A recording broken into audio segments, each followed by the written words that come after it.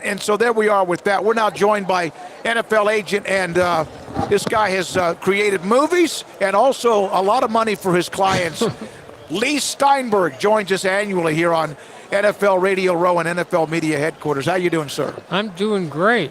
You know that Waco is a sacred city for me because I love Diet Dr. Pepper.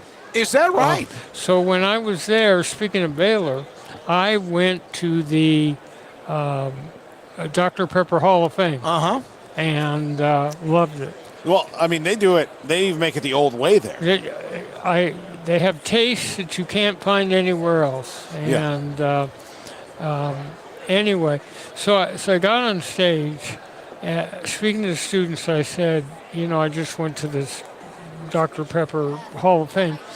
And an enterprising student sends a bottle of Diet Dr. Pepper, and on the front it has a picture of him and me instead of what they have on the label.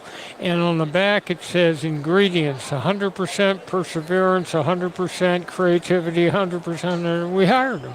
No kidding. Yeah, from Baylor. Was that Andrew Woodward? Yes. Yeah. No, Woody's the man. We just talked to him earlier. Yeah. Yeah, Andrew, that's right. He was just around the corner. Yeah. That's awesome. He was my assistant for a couple of years. Well, good for him to think that. That's when you're like, this guy's different. This kid's different, huh? He got it. He thought outside the square. He knew a way to distinguish himself from the thousands of other people applying. Wow. Did you ever have a client that like RG3 was the biggest name that came out of Baylor, Singletary, obviously, but did you ever? Gary Baxter. Okay, I know that. I should have known that. Gary went to John Tyler High School. I've covered Tyler for 30 years. A great friend of mine. A hell of a player coming out of college, too. And has had a second career as spectacular as his career in investments and has become an entrepreneurial businessman. Yeah, a great player, great personality, too, wasn't he? Yeah. Very good personality. So Patrick Mahomes having a pretty good run, my man. Yeah, this was a tougher season. So it just shows you that quality of resilience where things weren't going so well mid-season, but now they're playing their best football. Do you feel like he's been almost like, and this is maybe a chameleon in so many different ways? He's played the game at quarterback this year differently because of what they needed at certain times, not just Patrick Mahomes throwing for 400 yards and 3-4 touchdowns a game?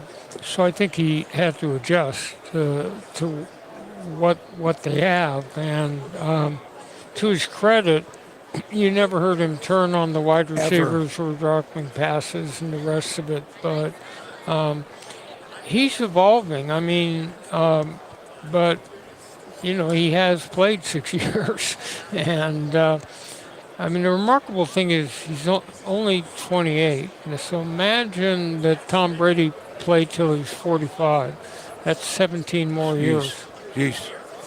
Yeah, that's crazy. We were talking about it the other day when they won on the show about, this is a guy who was the 10th pick in the draft. Now, that's not low, but given what he's done, there are 9 teams that, are kicking themselves for going, oh, he's a system quarterback or whatever. No, remember that he was at Texas Tech. Yeah. And Texas Tech's defense was so weak that they were scoring 50 points a game.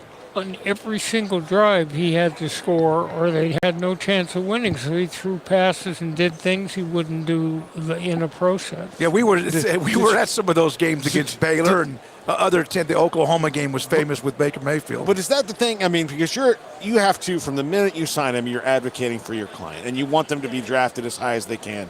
You want them to make as much money as they can and be in the best situation. Like sometimes that's another thing too, is that's the most important factor. In other words, I'm not as I've had the first pick overall in the NFL draft 8 years, but I'm not as concerned that they be the first if they're a quarterback, but that they go to a quality organization that's got a great owner, great front office, great coaching, stability, supporting cast, and they have a plan to bring along the quarterback. Leigh, when Aikman was drafted, and of course that Landry left, Was there any anxious moments that Landry was not going to be the coach of the Cowboys when he was drafted, when Jerry and Jimmy took over? Well, the change had already occurred.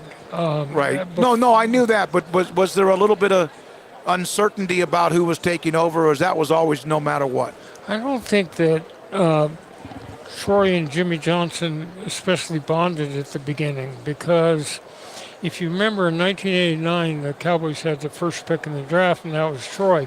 But they also had the first pick in a supplemental draft. Steve Walsh. And they used it. So imagine you've told Troy Aikman, this is your team, we're going to build around you and everything like that, except that, the coaches bring his quarterback, Right, who just won the national championship the same year, and the team was weak enough it was going to be a challenge. But oh my God, to have a quarterback controversy? absolutely. And they had the kind of bond later on, like at Jimmy's house, or maybe Troy's house with the tropical fish, the big fish tank, tropical fish, drinking Coronas or whatever it was. Yeah, brought them together. And they got very close. But talk about a challenging situation. You know, the team was 1 and 16, and they said that if Jerry Jones bought the 7-Eleven, they'd have to change the name to the 0-11. 0-11. Yeah, they were terrible. Lee, we had Sean Stellato on the show the other day, and he said that you sent him a very nice note when he, rose to prominence, and that you were the only person, fellow agent that reached out to him. Do you, and that's the kind of person you are, like in the industry, reach out and talk to people and encourage them? I mean, that was just a really cool story to hear. Well, we do agent academies to bring along the next generation, and you can find them going to our .com.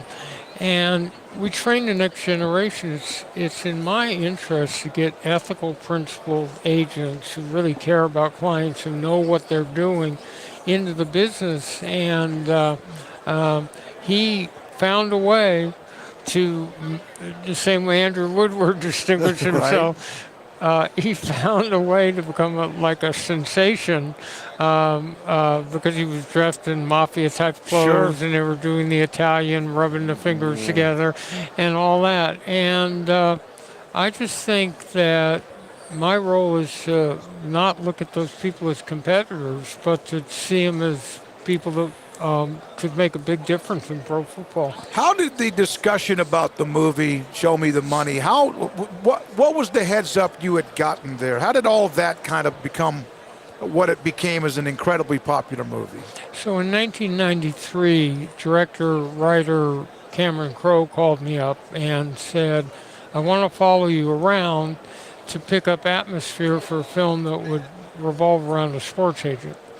And so he went to the NFL draft in 1993 with me, and Drew Bledsoe was the first pick. And then he came up to the press conference with Bill Parcells, and he came to the league meetings in Palm Desert, and he came to a series of games with me, spent time in my office, went to my Super Bowl party, and I told him stories, lots and lots of stories. And so then he went off and wrote the script. And my job was to make sure that the willing suspension of disbelief that takes you into a film, you don't think it's phony, the look's phony, dialogue's phony. And then I had to train the actors, some of them, put them in role. I took Cuba Gooding Jr. down with me to the Super Bowl in Arizona, and I made him pretend he was a wide receiver all week. That's pretty cool. It turned out to be just a great movie. It is, and Cameron Crowe is one of the most skilled writers and directors there is. Almost Famous is another one that's just so and that's about his life, but very poignant and good. But when you're watching the movie and then you see some of the things you told him, molded and created in that has to be a heartwarming feeling of seeing that, because the movie is very heartwarming, and the movie is a journey of a guy that goes up and down. It's funny, no one's, in all the 26 years that the movie's out, nobody particularly asked me what it's like seeing it. And it was shocking. You know, it was just too close, and I almost couldn't make it through the deal. Because he did, you know, a very good job, and I think it humanized sports agents in people's minds to not just think it's about the money, it's about the money, you know, that it's about the heart and about the relationships. Well, you do have an ethical responsibility to your client to prepare them for everything, right? I mean, that's what you're supposed to do. You're not Second career. Well, that's why we do. We ask that each one of them goes back to the high school community, sets up a scholarship fund, or a church, Boys and Girls Club, then goes to the college, does the same thing, and then does a charitable foundation at that level. So you're rooting them into each of these communities, and you're challenging them for what second career could be. When you look at how Patrick has represented his family, Patrick, the Chiefs, everything he's done, he's still very young, so things happen in life. But has he been nearly flawless as a client? Yes. And that's just him, his way Oh, I he's know. raised. Yeah. It's he is so grounded and so steady that this is all swirling around him. But you know, he's about that football game on Sunday. You had this empire and then lost a lot of it, and then came back and regained it. And we've talked about that story, what you went through personally. But you also had some others that you had under your wing who all of a sudden forgot about the team, did they not? And became a little bit rebellious. How much did that hurt you as far as others who were agents that work for you? See, I always understood that everyone is entitled to what they look for in that profession, which is a sense of recognition, some autonomy, and maybe some equity. And I did my best to make sure that I had treated that next generation well. And I never was jealous of their success. I saw it more like a coaching tree. Right. Yeah. And so was I disappointed over time in some of the ways that people acted? Yes. But am I spending time worrying about it? No. Do you, Leigh Steinberg, super agent with us on 365 Sports. I know you got to go, but do you still have the energy you had 5 or 10 years ago? Is it even higher now because it's still competitive? You have Patrick Mahomes, but that's not the only person. I mean, you still get down and get your hands dirty and in the play. In the recruiting, not quite as much. I might play a role in the first meeting and in the last meeting, but you know, it's a younger generation. Look, I still do 15,000 Fitbit steps a day, Wow. work out with a personal trainer 3 times a week, and I've explored health and wellness so that I'm doing hyperbaric oxygen, and I've done stem cells and a whole series of healing modalities like that. Well, one of the things you're involved with is the treatment, the health of the athletes. Is that kind of helped you understand that even more so to make sure that you're taking care of the athletes and making sure they're healthy? So concussion is a big issue. I've done 30 concussion conferences, and I think it's part of my duty to care about the health, longevity, wellness of players. They're in denial, so I have to push the issue many times. Jimmy Sexton has every college coach, it seems like. And when Nick Saban retired, he was able to just corner the market on that. When you watch things like that from the outside, what are your thoughts on, I mean, obviously he's very, very good at what he does, but he almost has a monopoly on that particular corner of the industry. Well, good for him. I mean, if the clients are happy, then they should be. Then I never had an issue with other agents or other people did what I do. I always thought it should be like, you know, a doctor could tell another doctor that they did a great operation, or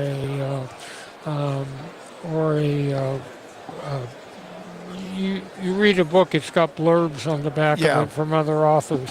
I thought that's more gracious. And since we have the same problems, wouldn't it be nicer if we were surrounded by people that were colleagues? What are your thoughts, and thank you for your time as always, Lee. What are your thoughts about NIL in college athletics? Well, I think it had unintended consequences. For my business, talking to someone who's 16 or 17 who's already looking for a marketing agent in high school makes it rougher, because I'm used to talking to players much older and families. And then I think that nobody anticipated it would have the effect on recruiting that it's had, but you have these collectives of business people that are putting millions of dollars into a collective and then using it to say, if you come to Alabama instead of going to blank, blank, blank, or in the transfer portal. So that's changed everything. I mean, you can make a significant amount of money. Has it changed perhaps some players who have said, no, I'll just stay here in college because I'm making pretty good money? You would think that that would be what would happen, but Not much. But the leading player, I think, in terms of deals, had to be Caleb Williams, and he came out in the draft. Lee, it's always great to see you. Thank you very much. My Also, pleasure. thanks for the support of the Campbell Award as much as you did, the one that goes on in Tyler with the great Earl Campbell. I love it. I love Tyler and I love Earl. Thank you very much. Leigh Steinberg in Las Vegas, NFL Super Bowl 58 on 365 Sports. Samantha DeBall.